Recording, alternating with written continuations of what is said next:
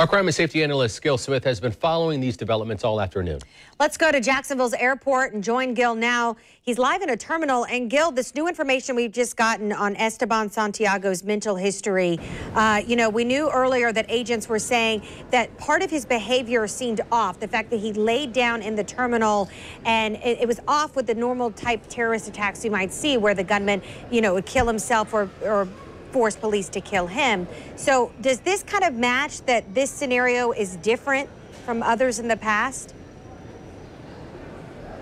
It seems like there's always something a little bit different about every scenario. Now, if he's suffering from different type of mental disabilities, it's going to be hard to determine. But it seems obvious that this person did not want to die. He was not trying to go out as a martyr. He wanted to do his damage and then be captured by police.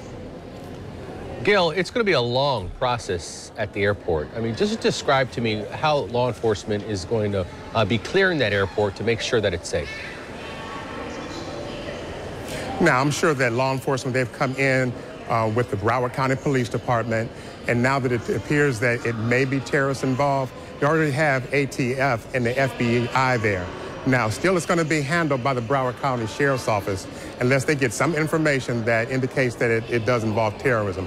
And then it would be a very simple transition. Then the federal law enforcement would take over. But the main thing is they want to go through the entire airport, not just that terminal, but the entire airport with bomb-sniffing dogs to make sure there are no other weapons or bombs there that could have been planted by someone else. Because at this point, they still don't know if someone else may have been involved with them. So that's going to take a very long time.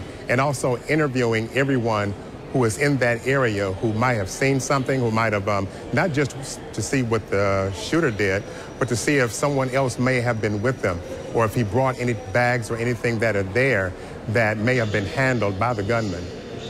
And Gil, it's still not clear right now if this was a planned attack or if possibly something happened that may have set him off. We've had a few witnesses come forward to say they saw an altercation, maybe an argument on the plane between the suspect and someone else. Did this possibly expose a loophole in airport security that Mr. Santiago was legally and lawfully carrying a firearm that he had checked and then was able to get that firearm in this soft target area of baggage claim, load it, and begin murdering people there? Yeah, the fact that he was able to get the firearm and go into a restroom.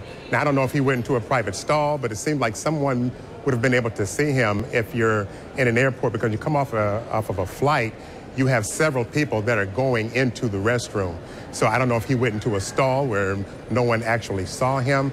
And it's hard to tell right now. It seems like this was something that was planned, because he went straight to the restroom and loaded the weapon. I don't believe that he was targeting anyone specifically, because he shot so many people and shot in such a large area. So I don't believe that it was just one person that he was going after. All right, Gil Smith, we appreciate your insight.